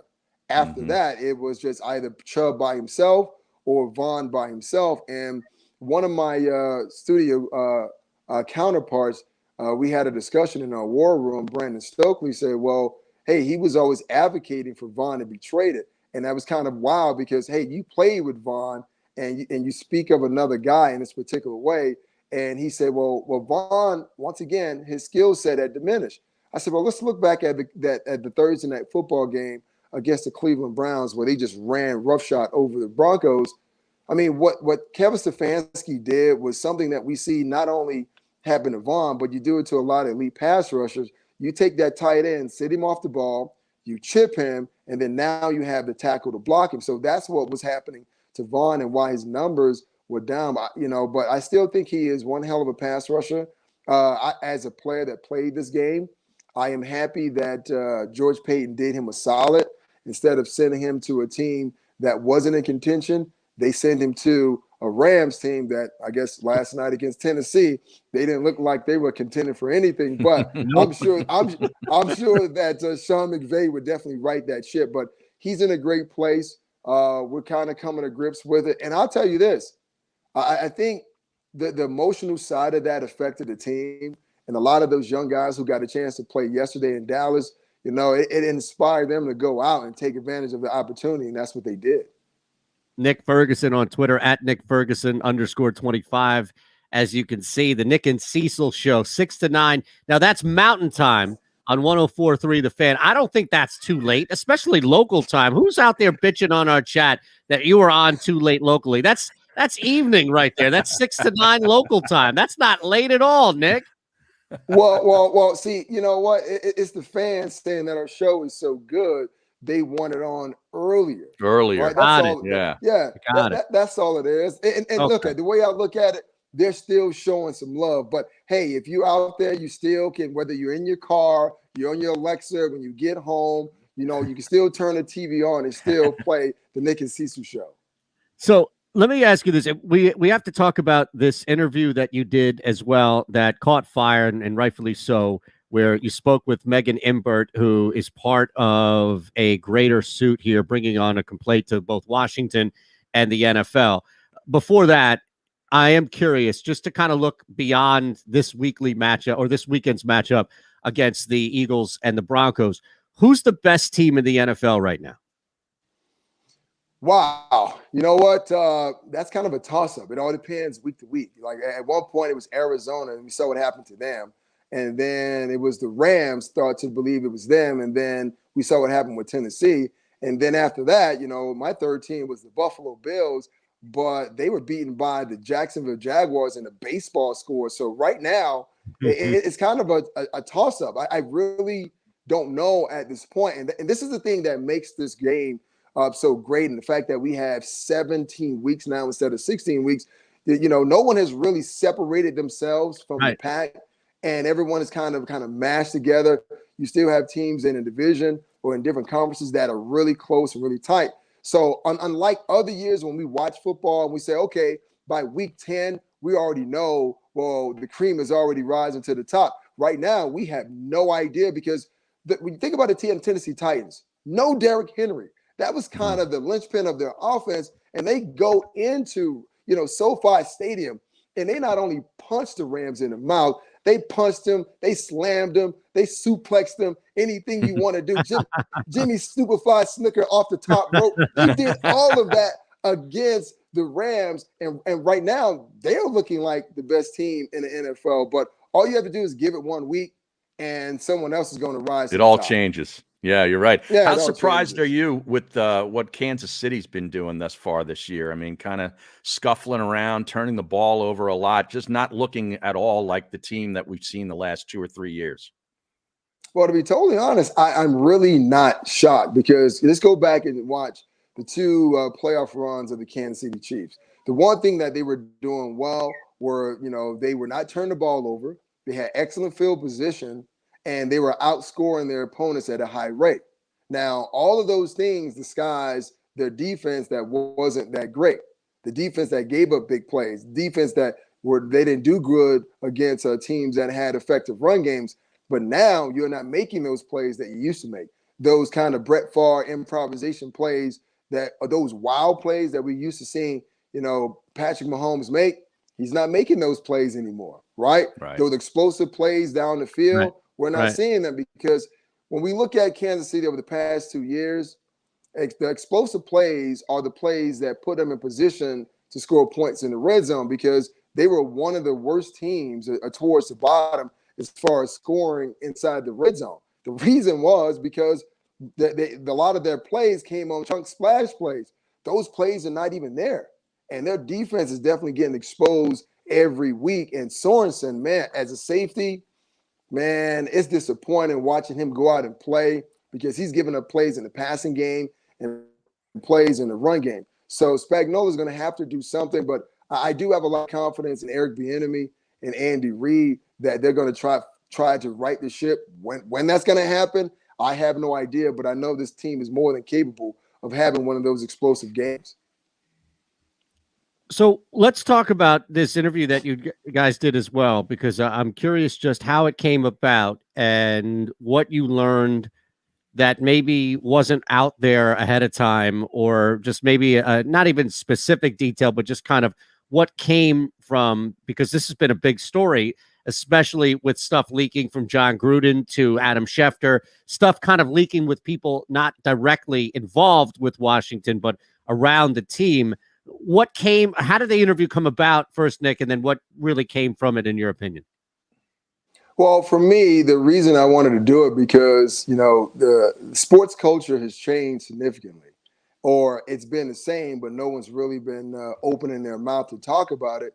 And when the story came out with Washington football team, I said, well, I consider myself a good Christian man, and I always want to do the right thing.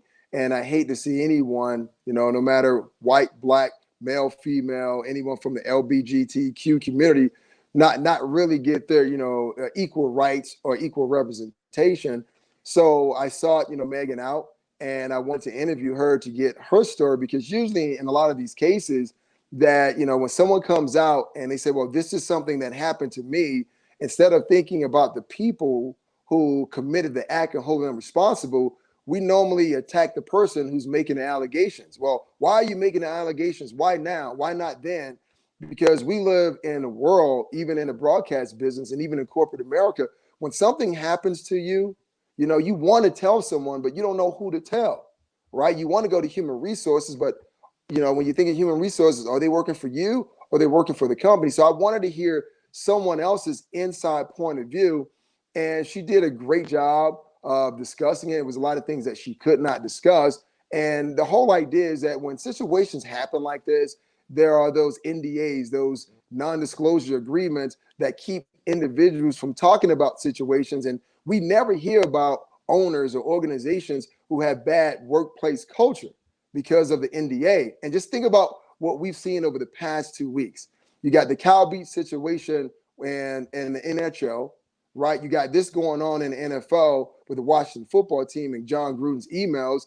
Then we have issues with the Portland Trail Blazers in the NBA and the Phoenix Suns. So the workplace culture and the chaos that's associated with it, it is everywhere, but normally we're not talking about it. We talk about the X's and O's of basketball and football, but we never really talk about the inner workings of the workplace culture. And I just felt it was time to talk to someone, get this story out.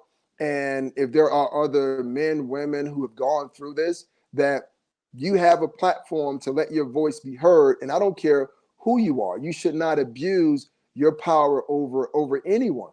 So we just have a voice, man, because we're on air. We have mics in front of our faces. And for me, I just don't want to consider myself to be just a talking head, right? I want to consider myself, even as an ex-football player, to be a journalist to talk about the real hard-hitting stories that are affecting us. And just so happens, this is a story that are just affecting us in the sports world as well as the business world as well. Do you think there's a whole lot more to come out of regarding that investigation into Washington football team?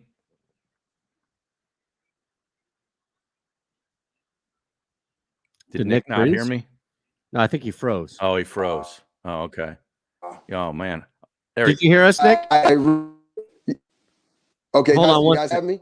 Yep, we got you. Yeah, I got you.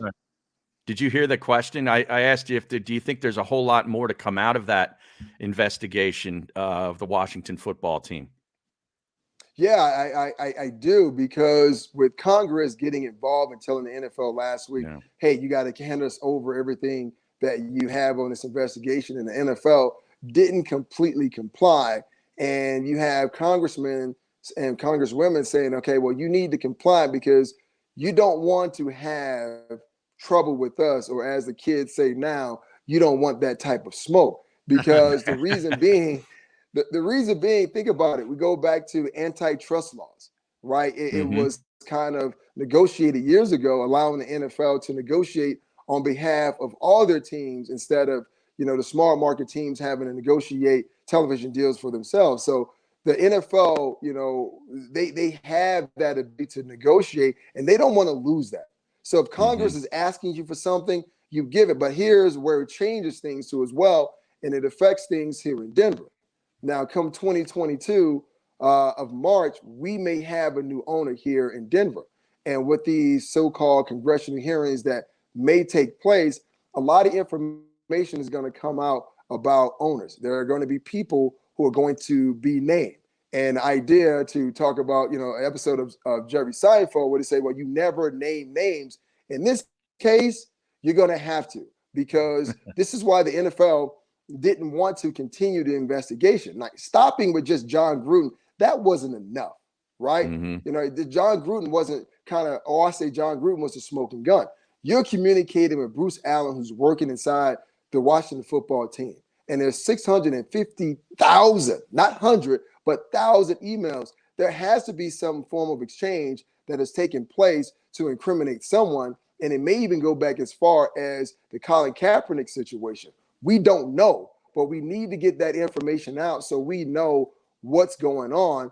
And once again, NFL, you want to comply because you don't want to lose those kind of freedoms you have under the antitrust laws.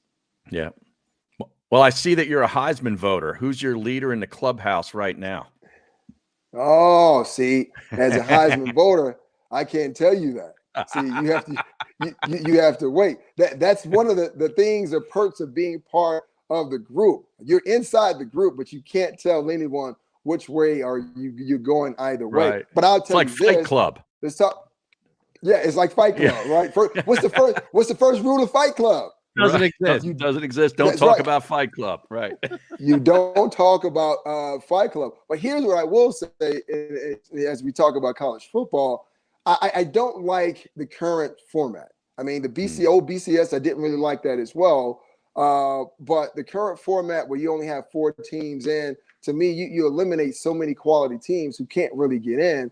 And we've seen some good teams over the years who have not been allowed to play and showcase their talent because that is expansion for that particular program from recruiting and a monetary standpoint as well. And I don't like the concept of, okay, well, you got Georgia's playing well, and I can't knock Georgia, but Bama has 1 loss. And I get tired of this whole idea of a 1-loss SEC team is better than an undefeated team from another conference. I absolutely hate that. So my idea is, okay, well, I say, well, you make it 6 teams. The top 2 teams, just like in the NFL, you get a bye, and you let the other 4 teams, fight it out, and then you play it that way. So every single conference is represented. That's the way I look at it, because why have 5 Power 5 conferences, but you continue to tell us every single year the SEC is the belle of the ball, and we have to have 2 of those teams? Well, just to say, I still see it right here, updated. Bryce Young is the favorite. So we could just name names, and you could blink once if you like them, blink twice. Nick, man. Okay, so if you want it, how about this? You give the names, and I will clap when you get to the right one. How about that? All right. Look, if you're going to offer that one up, then who are we to pass? Especially since no, we're not going to do that. No, we're not going to do that. Okay. You had me there. I was like, yeah, I thought it was legit. Well, forget the Heisman. Real quick on the way out. Who does anybody beat Georgia? Let's start there. Wow, that is hard to say, man. I don't think at this point anyone does. And you got to think Georgia's been in this position before where they can actually make history for their school and their program, but it's always the SEC game, and then they're playing against Alabama, and then they lose, and that kind of knocks them out. So I'm hoping that they could, and just think, I'm a Georgia Tech guy saying it, so I can't believe I'm doing this.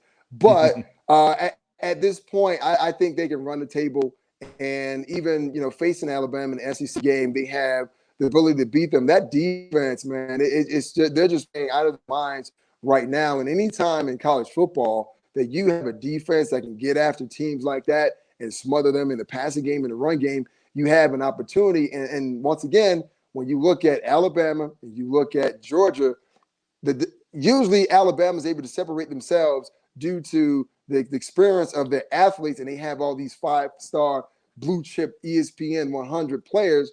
But now Georgia can say the same thing. So now what we're seeing is there's more parity in college football than we've seen in years past. We appreciate you, brother, for hanging with us, man, and spending some time with us, talking about everything that you have going on, from crazy with the college football scenario to the Heisman and that awesome interview that you did as well. So thank you, brother. Appreciate it. Always. Thanks, Nick. Froze up. You froze right at the end. Froze up right at the end. I think he was going to tell us who was in the lead for the Heisman, and he froze up. Heisman committee was looking. They're monitoring all interviews. And that Georgia defense, Eytan, has held 7 of their 9 opponents to 10 points or less. I 2 can't shutouts. believe that. Yeah. And they're playing an SEC schedule. Right. It's not like these are all cupcakes. Arkansas State, Pine Bluff. Right. I mean, that is insanity. All right, we have to take a quick one here. That's a lot from Nick hanging out with us. Yeah, that was really good. Let's come back. Hit that thumbs up button if you're hanging with us. Make sure you subscribe as well. It's the middle.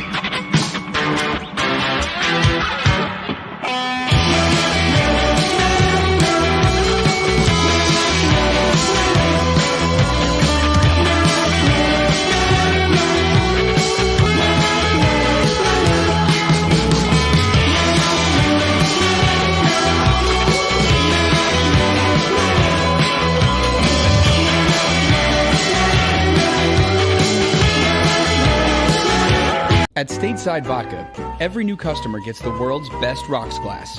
Free.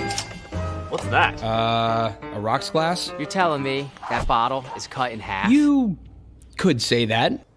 Holy shit. And you're telling me I can get one of these glasses for free? That's right. One free rocks glass per customer with each first-time purchase of Stateside Vodka. So good, it just disappears.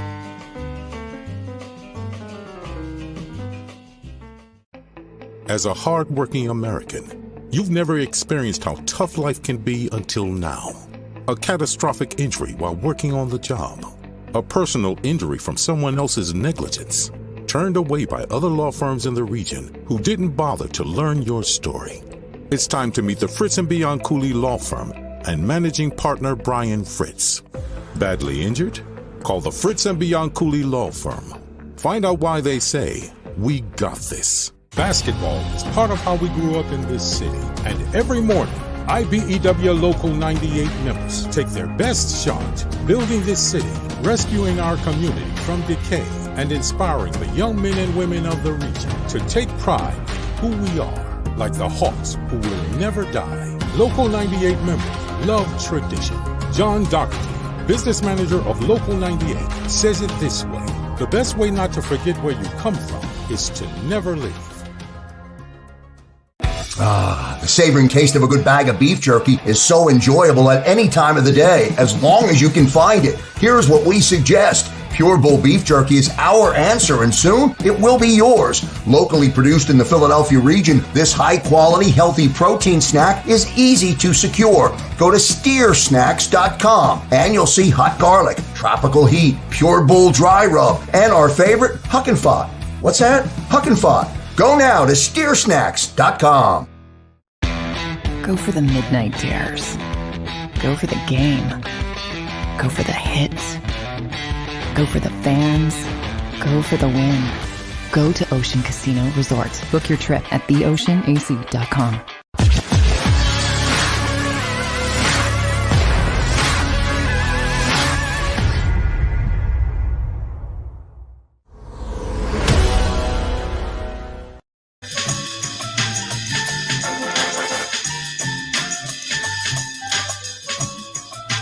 David Montgomery is going to play tonight. Apparently, Embiid is in the health and safety protocol. Oh, no. Yeah. That's what I'm seeing here. So he could miss a But this bunch isn't of a games. rest night. No, it was supposed to be a rest night for him, but he's apparently in the H&S protocol, which could mean he's going to miss several games. Wow. Yeah. So Harris, Thibault, bunch of guys just piling up at this point, huh? Yeah. What Who's is it? playing tonight? Isaiah Joe, isn't he in there too? Yeah, Ike. Ike Joe. Who's playing tonight then? Good question. They might have to roll out the 87ers tonight. Yeah, John Clark. Source confirms Joel Embiid has entered health and safety protocols and could miss several games. So the Sixers without Joel, Tobias Harris, Matisse Thybulle, Isaiah Joe, all in the protocol. Not Joe. Say it ain't so, Joe. Yeah, exactly. Now that's insane. You telling me you're not taking the Knicks tonight? No, Come on. no, What's wrong with you? Got to take the Knicks. Knicks down anybody? I know they got Noel and Gibson back recently, last week at least. Mm. You know, RJ Barrett's on this little tear here. Uh-huh. Not Jason Barrett in the 8-8. The 8-8. Yeah. Did you make the 8-8 this week? No, but a mutual friend of ours did. Who was that? Barrett Brooks. Oh, yeah? Yeah, it was that Santa Luquido piece, I think. Oh, okay.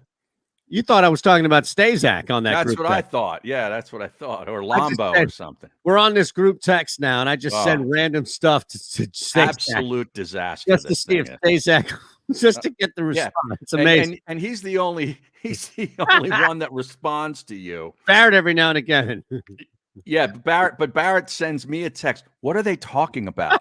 I mean, what is he saying? Yeah, I mean, all right, here's an example. Okay. Let me see. The Birdman. Oh, yeah. AKA Bell and the Birdman told me there can only be one. So you need to figure it out. Yeah. I'm like, what is that? What are you talking about? I'm all Bell and the Birdman up like some effing piece of shit slob. I'm all Birdman up, cuz. What? Just, that's stuff that Joe likes. Joe likes that stuff. Stazak likes Yeah. it. Okay, well, that's great. Then why don't you just send it to Stazak and leave Barrett, myself, and Jason Martinez out of it? Because it's not fun if you don't see it. You know, fear of missing out. I don't want you to be out there. And I don't suffer from FOMO. Maybe when you start seeing these texts, you might. Wait a second. What's happening there? So I don't know where the Bell thing came from. I don't know either. Bell and the Birdman. I was all Birdmaned out. You ever see that show? No. God awful movie. But we have the Birdman on the stream. Like, were you referencing Birdman 990? No, not. I would specifically mention the 990. Oh, okay. Absolutely right. I just throw stuff at see what he knows, see what he doesn't. Some of his responses are even crazier than your questions. Yeah, so I gotta be honest. Well, that's why I'm going to keep it going. I'm going to keep it moving. Let's get him on. Let's get him on, huh? Jeez. Let me get one of his responses. Let's see. Where is he? Well, I made something up about an individual going after him. Well, you said, give me your top 5 nesters. Go ahead. And he responded. He did. With 5 being the empty nester, 4 being Big Bird's nester, 3 nester of Pylos, which I have no idea what that is. 2 is Herb Brooks, the hockey coach. And then 1, the ex-presidents. Wait a second. What about, is Herb's middle name Nestor? I'm not sure. I don't know where he gets this stuff. Seriously. Herb Brooks? I think he's all Birdmaned out, too. I think so. Yeah, he's all slobbed out like the Birdman. Not Birdman 99. That's a completely different individual. We appreciate him. Or the great song from the Hooters back on their EP in like 1982. Let me be your Birdman. Yeah, that's what I mean. That's what I was listening to when I was texting. Oh, okay. It was crazy, man. Crazy. Joe Stazak. He gets these texts. He doesn't know what to do with them. Seeing if this line came back up here real quick. Mm-hmm. Yeah, it's at 1 still. How? Knicks are now minus 110 on the money line, but they're still getting a point. That's crazy. Both teams are minus 110 right now. Well, it's back on the board. It's back on. Yep. Wow. Back on the board. I don't understand how it's at 1 right now. Well, apparently there's something going on with Jaylen Brown too. That he's out for a while. On the Celtics. Yes. Well, I know he was dealing with COVID initially, and that's what delayed his. I think this is an injury. Okay. I think this is like a physical injury. Let me find it. Well, I mean, if you're right now, the Philadelphia 76ers, you're trading a guy who is technically out. Mm-hmm. So depending on how serious this injury is that going to be a deterrent to trade for? Probably not, right? No, I wouldn't think so. Here we go. Shams, a half hour ago, Celtics all-star Jaylen Brown will likely miss 1 to 2 weeks. Wow. With a right hamstring strain, the team says. So he's down for a little while. Maybe in that period of time, they can get this deal done. Yeah. That would be fantastic. I would love that. Boy, I tell you, if Ben doesn't like it here, you go ahead and pull that shit up in Boston. Oh, they will let you have it. Don't shoot jump shots or layups or dunks or what have you. Yeah. Right. You're going to be asking for a trade to Minnesota like it's nothing. There's no lick face supporters up there that are going to bail you out. Not at all. Okay. That's exactly it. You're right. There's not going to be anybody licking a damn thing. They will unload. I almost want this to happen just to follow along and see how bad it does get. for Simmons up there, but we'll Mhm. see. I mean, at this point, Well, see. wasn't the thing after our show on Friday, I think it came down that the Sixers were going to start fining him again. No, I think we talked about it.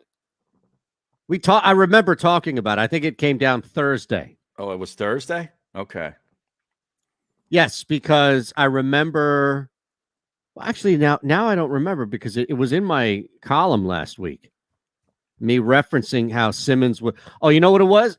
There were two reports. The first report was that he was refusing to work with the Sixers, right, regarding getting help. The second report was that the Sixers, yes, were starting to fine Simmons. That might have come out on Friday. Now I think that it was Friday afternoon, because we talked about the first report because it came out earlier in the week and we had plenty of showtime to do that. Mm-hmm. That's the difference. Okay. Yep. Wow, that totals up to 40.5 now tonight. Wow. How about the Ravens? 7 on the road? I don't know, man.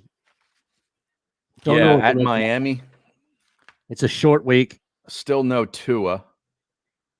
Not that doesn't would really matter. That wouldn't really matter. Yeah. It's just a lot of points on the road. It is. And Baltimore squeaks by, granted in overtime. I don't know. I don't know what to make of that. Tampa 9 on the road at Washington football team. Yeah, it bumped up now 9.5. Is it? Both of those teams come off the bye, right? Yes. Yeah. Yeah. You think that's too much? I think it's a lot. Buffalo laying 13 against the Jets. I saw that. I'm tempted to lay that smash factor.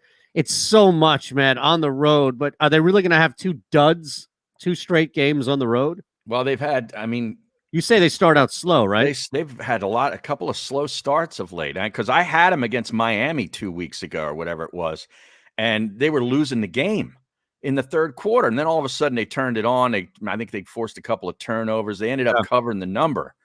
And it was like a 10-point line.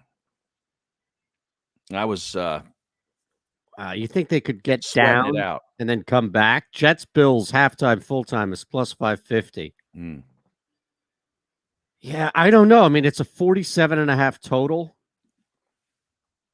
I jumped in 3 ahead last night. I jumped in on the, let's see. Nope, that was not it. God, I got the Rams at 11 last night in game, and I thought that was going to hit easily. Yeah, that was a stunner. So was Arizona. I was surprised at that, too. San Fran just laid down, man. Wow. Nothing. So I jumped in next week, Denver minus 2.5. I don't know why that's so short, but I thought it was going to be a little bit more. So I jumped in Denver minus 2.5. I jumped in the over 52 last night for the Falcons and Cowboys. Dallas, no offense. I think it's just above that number at 51. So I think that's going to go. And then I took the Chargers. Look, Chargers are laying again 2.5. They're back home against Minnesota. Yeah. 2 straight losses now for the Vikings. Tight one there. I kind of like Minnesota. Do you really on the road? Yeah, I kind of do. Yeah, I don't know. That's deflating. 2 straight losses, the way in which they have close ones. I think the Chargers let down back home. That's what I kind of think. Yeah, you can't trust the Chargers either. You really can't. 5-3, right? Yeah, I know, but I mean, terrible. Come on. No, they're not terrible. You can't trust You them. want to trust Kirk Cousins instead? I guess it's splitting an apple here, right? I saw on your buddy Nick Ferguson's Twitter at @NickFerguson_25. He liked or copied a tweet and commented on it that the Broncos always seem to show up against the Cowboys, apparently. With the win in 2021, they beat them 42-17 back in 2017. 4 years earlier, 51-48. 4 years before that, 17-10. 4 years before that, 24-21. This goes all the way back to 1998. What is it? 42-23. That's like 7 straight. Seriously? Yeah. Holy shit. I had no idea that trend. No, me neither. Wow, that is You still jumped in on Denver plus the points without knowing that. Yeah, and I don't know why. It was 10.5 last week, and it was one of these Sunday night things. I was high-key faded. How about this the other night? So I have the Lakers I don't know why, but I just countered. I took the Lakers at plus points when they lose to Portland the other night. Before the game starts, I'm sitting here. You ever have this? Like you're sitting there on your phone. What's that? Pure Bull? Pure Bull. You ever have this like pass out moment where you're on your phone and like you're passing out and maybe you hit something, like you click something or you just inadvertently? Yeah. No. So I inadvertently cashed out that bet. Oh. No, they lost. I would have lost. Oh, that you would have bet. lost. Okay. Yeah, I was all blacked out, all Birdmaned up. And I accidentally cashed out Lakers +5. All right. And then I looked the next day and they lose that game. Where is the wife and the kid at this point when you're all Birdmaned up on your phone? Oh, everybody's passed out. They're all in bed. Yeah, everybody's out. Do you ever sleep? Yeah, sometimes. Yeah. Sometimes I get through. I have to more and more though now. I mean, it's starting to catch up. So. Yeah. But I try. You know, I honestly I think when I put it together, the grand scheme of things, I can get 4 to 5 hours or so. Is that it? Man, last night I must have gotten almost 9. No, it's hard, man. It was great. What did you do? Just pass out? Did you eat anything? No, I just went to bed at like 8:20. Okay. Yeah. 8:20. I'll tell you though, now with daylight savings, it's like having a dog earlier in my life where the child doesn't know any different. What's the deal with the dog now? How long? He's still up. He's loving it, man. He's never going to want to come back. Probably not, but that's okay. We'll make it work. But he's got as much. He's got like 2 acres. I mean, it's awesome territory. Yeah, this girl up there who she's like 13. Sleeps in bed with him and everything. Like, he loves it. Yeah, absolutely. You consider him adopted. He's out. I think so. I think so. If I'm Ace, I'm staying up there. Yeah, and I think why not? Like he's got the life up there by all means. But that's the thing I'm dealing with here is now like having to my schedule adjusts, but the kids does not. So it's just what was 8 is now 7, and just a pain in the ass. Right. Are you ready for another one here? Yeah, we got what do we got? About 5 minutes left. Give or take. Yeah, about 4 minutes or so. All right. So I have I gave you that earlier one here. This is the other one.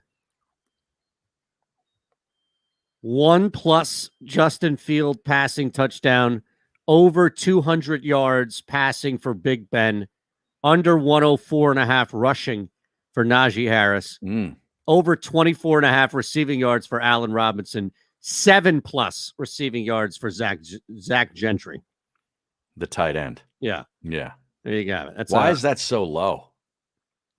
No, so what happens on these same game parlays is you get to play either the number or you can play sliders.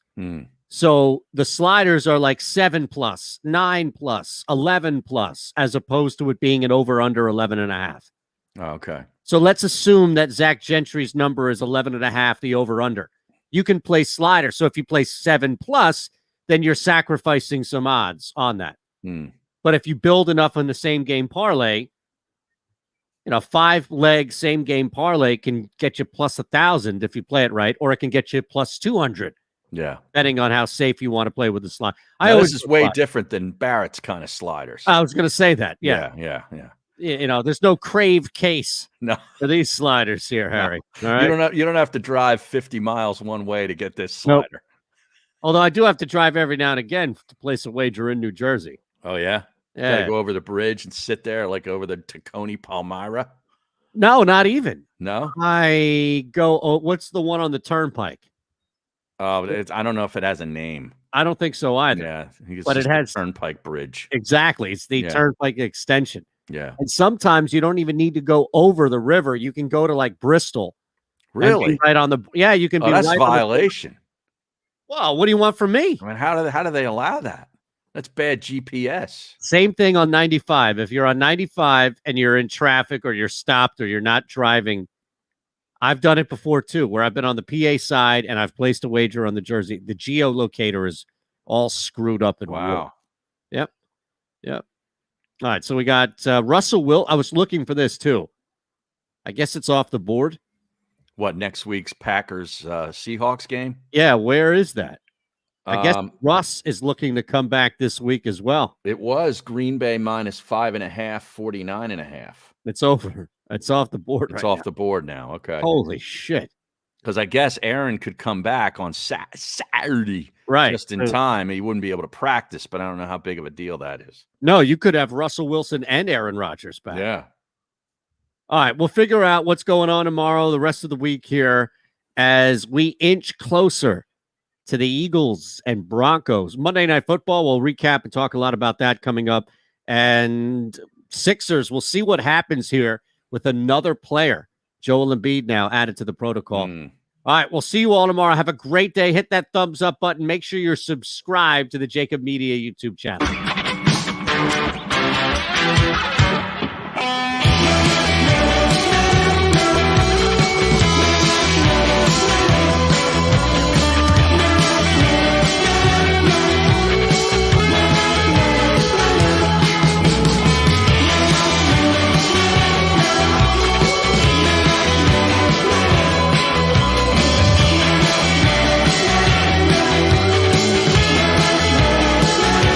At Stateside Vodka, every new customer gets the world's best rocks glass, free. What's that? A rocks glass? You're telling me that bottle is cut in half? You could say that. Holy shit. And you're telling me I can get one of these glasses for free? That's right. One free rocks glass per customer with each first-time purchase of Stateside Vodka. So good, it just disappears.